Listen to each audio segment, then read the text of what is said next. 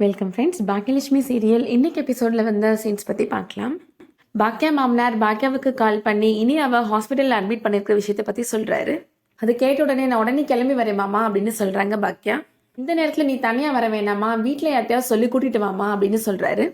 பாக்கியா இப்போது எழிலோட ரூம் கதவை தட்டுறாங்க. என்னம்மா இந்த நேரத்தில் அப்படின்னு கேட்குறாரு எழில். மாமா சாப்பிட வச்சிருந்த டேப்லெட் எடுத்து இனியா சாப்பிட்டாலாம் அப்படின்னு சொல்கிறாங்க பாக்கியா. இனியாவை ஹாஸ்பிட்டலில் அட்மிட் பண்ணியிருக்கிறோன்னு மாமா இப்போ தாண்டா ஃபோன் பண்ணி சொன்னார் அப்படின்னு சொல்கிறாங்க. அதை கேட்ட உடனே அமிர்தாவுமே ரொம்ப பதறி போயிடுறாங்க. எழில் பாக்கியாட்ட சொல்கிறாரு, இனியாவுக்கு எதுவும் ஆகாதுமா, வா போகலாம் அப்படின்னு கூப்பிடுறாரு. அமிர்தாட்ட இந்த நேரத்தில் யார்ட்டையும் விஷயம் சொல்ல வேணாம், எல்லாரும் எழுந்ததுக்கப்புறம் சொல்லிடு அப்படின்னு சொல்லிட்டு போகிறாரு எழில். அடுத்ததா ஹாஸ்பிட்டலில் நடக்கிறத காமிக்கிறாங்க. எழிலும் பாக்கியாவும் இப்போது ஹாஸ்பிட்டலுக்கு போகிறாங்க. பாக்கியா அவங்க மாமனார்ட்ட என்னதான் ஆச்சு மாமா அப்படின்னு கேட்குறாங்க. வீட்டில் எப்போதும் போல இவங்க 2 பேருக்கு நடுவில் சண்டைமா, இவங்க 2 பேரும் இனியாவை திட்டாங்க அப்படின்னு சொல்கிறாரு பாக்கியாவோட மாமனார். அது கேட்ட உடனே எழிலுக்கு கோபம் வந்துடுது. நீங்கள் யார் இனியாவை திட்டுறதுக்கு அப்படின்னு ராதிகாட்ட கேட்குறாரு. அவள் தப்பு பண்ணால் நாங்கள் கண்டிக்க தான் செய்வோம் அப்படின்னு சொல்கிறாங்க ராதிகா. அவள் தப்பு பண்ணான்னா கண்டிக்கிறதுக்கு நாங்கள் இருக்கிறோம், நீங்கள் யார் அவளை கொஸ்டின் பண்ணுறதுக்கு அப்படின்னு கேட்குறாரு எழில். கோபிட்டையுமே எழில் கேட்குறாரு, நீங்கள் எதுக்காக இனியாவை திட்டினீங்க அப்படின்னு கேட்குறாரு. நான் திட்டல எழில், அவளை கண்டிச்சேன் அவ்வளோதான் அப்படின்னு சொல்கிறாரு கோபி. உங்களை பார்க்காம இருக்க முடியலன்னு தானே அப்பா அப்பான்னு அவங்க கூடவே வந்தா, அவளை என்னென்னமோ சொல்லி கூட்டிட்டு போய் அவளை எங்கே கொண்டு வந்து நிப்பாட்டிருக்கிறீங்கன்னு தெரியுதா அப்படின்னு எழில் கோபப்படுறாரு. நீங்கள் செஞ்சதெல்லாம் சரியா அப்படின்னு கத்துறாரு. பாக்கியா சொல்கிறாங்க, நீ அமைதியாக இரு எழில், இது ஹாஸ்பிட்டல் அப்படின்னு சொல்கிறாங்க. டாக்டர் இப்போ வெளியில் வராங்க. இனியா இப்போ எப்படி இருக்கிறா அப்படின்னு எல்லாரும் கேட்குறாங்க.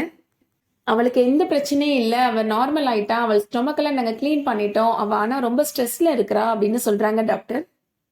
நாங்கள் போய் இனி அவள் பார்க்கலாமா அப்படின்னு கோபி கேட்குறாரு. யாராவது 2 பேர் மட்டும் போங்க அப்படின்னு சொல்லிட்டு டாக்டர் போகிறாங்க. கோபி இப்போது பார்க்குறதுக்காக ரூம்குள்ளே போகிறாரு. பின்னாடியே ராதிகாவும் போகிறாங்க. நீங்கள் எதுக்காக போகிறீங்க, என்னோட அம்மா போகட்டும் அப்படின்னு எழில் சொல்கிறாரு. பாக்கியா மாமனாரும் பெத்தவதாம்மா பார்க்க போகணும் அப்படின்னு சொல்லிடுறாரு. கோபி இப்போ ரூம்குள்ளே போய் இனியாட்ட பேசுகிறாரு. நீ கவலைப்படாத இனியா, உனக்கு எந்த பிரச்சனையும் இல்லை, டேடி இருக்கிறேன், நான் பார்த்துக்கிறேன் அப்படின்னு சொல்கிறாரு. இனியா ஆனால் கோபிகிட்ட ஒரு வார்த்தை கூட பேசவே மாட்டேன்றாங்க. பாக்கியா வந்த உடனே இனியாட்ட என்ன இனியா இப்படி பண்ணிட்ட இனியா அப்படின்னு சொல்லி அழுறாங்க. உனக்கு ஏதாவது ஒரு பிரச்சனைனா எனக்கு ஃபோன் பண்ணியிருக்க வேண்டியது தானே, இல்லை நம்ம வீட்டுக்கு நீ கிளம்பி வந்திருக்கலாம்ல அப்படின்னு சொல்கிறாங்க. எனக்கு மனசுக்கு ரொம்ப கஷ்டமாக இருந்துச்சுமா, அதனால தான் இப்படி பண்ணிட்டேன். தாத்தாவோட மாத்திரையெல்லாம் போட்டதுக்கப்புறம் எனக்கே பயமாயிடுச்சுமா, நான் செத்து போயிடுவேன்னு நினச்சிட்டேம்மா அப்படின்னு சொல்கிறாங்க. நாங்களாம் இருக்கிற வரைக்கும் உன்னை அப்படி விட்டுருவோமா அப்படின்னு சொல்கிறாங்க பாக்கியா. இனிமேல் ஒன்றும் இல்லை, உனக்கு எந்த பிரச்சனையும் இல்லைன்னு டாக்டர் சொல்லிட்டாங்கம்மா அப்படின்னு சொல்கிறாங்க பாக்கியா. சாரிம்மா, நான் இனிமேல் இப்படி பண்ண மாட்டேம்மா அப்படின்னு சொல்லிட்டு இருக்கிறாங்க இனியா. தொண்டையில் டியூப்லாம் போட்டாங்கம்மா, எனக்கு ஒரு மாதிரி இருக்குதுமா அப்படின்னு சொல்லிட்டு இருக்கிறாங்க. இன்னும் கொஞ்ச நேரத்தில் சரியாயிடும் இனியா அப்படின்னு பாக்கியா சொல்லிட்டு இருக்கிறாங்க.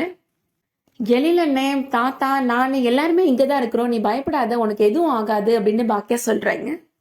கோபியுமே இனியாட்ட சொல்கிறாரு, டேடி இங்கே தான் இருக்கிறேன், உனக்கு எதுவும் ஆகாது அப்படின்னு சொல்கிறாரு. ஆனால் கோபிகிட்ட பேசாமல் முகத்தை திருப்பிக்கிறாங்க இனியா. கோபி இப்போ அங்கேருந்து வெளியில் வந்துடுறாரு. ராதிகா கேட்குறாங்க, இப்போ இனியா எப்படி இருக்கிறா அப்படின்னு கேட்குறாங்க. நானும் உங்கள் பின்னாடியே தான் வந்தேன், ஆனால் என்னை யாரும் உள்ளே போக விடலை அப்படின்னு சொல்கிறாங்க ராதிகா. நம்ம வீட்டில் இருக்கிறப்ப தானே இந்த மாதிரி இனியாவுக்கு ஆச்சு, எனக்கு அவளுக்கு என்ன ஆயிடுச்சோன்னு பதட்டமாக இருக்குது அப்படின்னு சொல்கிறாங்க. கோபி ரொம்ப ஃபீல் பண்ணி சொல்கிறாரு, நான் உள்ளே போனதுக்கே இனியா என்கிட்ட ஒரு வார்த்தை கூட பேசலை அப்படின்னு சொல்கிறாரு. நீ உள்ளே வரலையேன்னு கவலைப்படுற, நீ உள்ளே வந்திருந்தாலும் நீ ஹர்ட் ஆயிருக்க தான் செய்வ ராதிகா அப்படின்னு சொல்கிறாரு. ராதிகா சொல்கிறாங்க, ஏன் இனியா உங்கள்கிட்ட பேசலை அப்படின்னு கேட்குறாங்க. நம்ம வீட்டில் இருக்கிறப்ப தானே இந்த மாதிரிலாம் நடந்துச்சு, நம்ம தானே பதட்டமாகி ஹாஸ்பிட்டல் வந்து சேர்த்தோம் அப்படின்னு சொல்கிறாங்க. அவையே உங்கள்கிட்ட பேசாமல் இருக்கணும் அப்படின்னு ராதிகா கேட்குறாங்க. இங்கே பாரு ராதிகா, இப்போ நான் உன் கூட ஆர்கியூ பண்ணுற மனநிலைமையில இல்லை ராதிகா அப்படின்னு சொல்கிறாரு கோபி. ஏற்கனவே அவளை திட்டி தான் அவள் இந்த நிலைமையில இருக்கிறா, இதுக்கும் மறுபடியும் அவள் கூட சண்டை போட வேணாம் அப்படின்னு சொல்கிறாரு. இனியாவோட இந்த நிலைமைக்கு அப்போ நான் தான் காரணம்னு சொல்ல வரீங்களா கோபி அப்படின்னு ராதிகா கேட்குறாங்க. நான் ஒன்றும் தப்பு சொல்லலை, நான் தான் காரணம், என் மேலே தான் எல்லா தப்பும் அப்படின்னு சொல்கிறாரு கோபி. பாவம் இனியா, என்னோட பொண்ணு இந்த வயசுல எவ்வளோ சந்தோஷமா இருக்க வேண்டியவ, இந்த மாதிரி ஹாஸ்பிட்டலில் வந்து இருக்கிறா, அவன் மனசுல எவ்வளோ ஸ்ட்ரெஸ்ஸாக இருக்கும் அப்படின்னு சொல்றாரு கோபி. உங்க பொண்ணு மட்டும்தான் ஸ்ட்ரெஸ்ல இருக்கிறாளா, ஏன் எனக்கு ஸ்ட்ரெஸ் இல்லையா அப்படின்னு கேட்குறாங்க ராதிகா. மயு பாவம் இந்த நேரத்தில் ஒரு ஹாஸ்பிட்டலில் வந்து தூங்கிட்டு இருக்கிறா அப்படின்னு சொல்றாங்க ராதிகா. சரி, நீயும் மயும் கிளம்புங்க, நான் போய் வீட்டில் ட்ராப் பண்ணிட்டு வந்துடுறேன் அப்படின்னு கோபி சொல்றாரு. ஏன் இங்க இருந்தா நான் ஏதாவது நியாயமா கேள்வி கேட்பேன், என்னை அனுப்பி வைக்கிறீங்களா அப்படின்னு ராதிகா கேட்குறாங்க. புரிஞ்சுக்கோ ராதிகா, வாங்க நான் உங்களை ட்ராப் பண்ணுறேன் அப்படின்னு சொல்கிறாரு கோபி. எனக்கு டிரைவிங் பண்ண தெரியும், நானே போய்க்கிறேன் அப்படின்னு சொல்லிட்டு ராதிகா அங்கேருந்து மைவை கூப்பிட்டுட்டு கிளம்பி போயிடுறாங்க. அடுத்ததா பாக்கியா வீட்டில் நடக்கிறத காமிக்கிறாங்க. எழில் அமிர்தாவுக்கு கால் பண்ணுறாரு. இனியாவுக்கு இப்போ சரியாயிடுச்சு, எந்த பிரச்சனையும் இல்லை அப்படின்னு சொல்கிறாரு. எழில் சொல்கிறாரு, இந்த விஷயத்தை பற்றி ஜெனிட்டை பாட்டிட்டே சொல்கிறப்ப பக்குவமாக எடுத்து சொல்லு அப்படின்னு சொல்கிறாரு.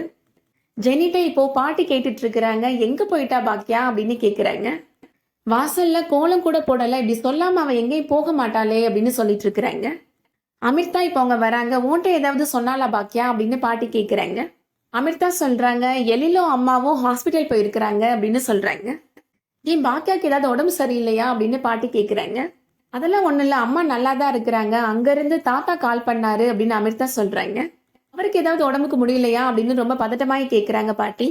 தாத்தா நல்லா தான் இருக்கிறாரு, ஆனால் இனியாவுக்கு தான் அப்படின்னு சொல்கிறாங்க அமிர்தா.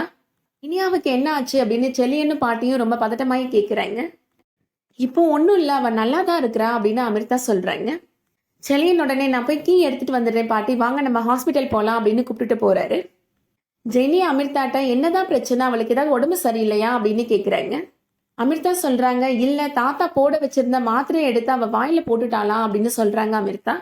ஏன் இந்த பொண்ணு இப்படிலாம் பண்ணுறா அப்படின்னு சொல்லிட்டு ஜெனியுமே வருத்தப்பட்டு கேட்குறாங்க. நீங்கள் கவலைப்படாதீங்க, அவளுக்கு எதுவும் இல்லை, நீங்கள் உடம்ப வருத்திக்காதீங்க அப்படின்னு சொல்கிறாங்க அமிர்தா. அதோட இன்னைக்கான எபிசோட் முடியுது. இந்த வீடியோ உங்களுக்கு பிடிச்சிருந்துச்சுன்னா லைக் பண்ணிக்கோங்க. ரெகுலராக சீரியல் அப்டேட்ஸ்க்கு நம்ம சேனலை சப்ஸ்கிரைப் பண்ணிக்கோங்க. தேங்க்ஸ் ஃபார் வாட்சிங்.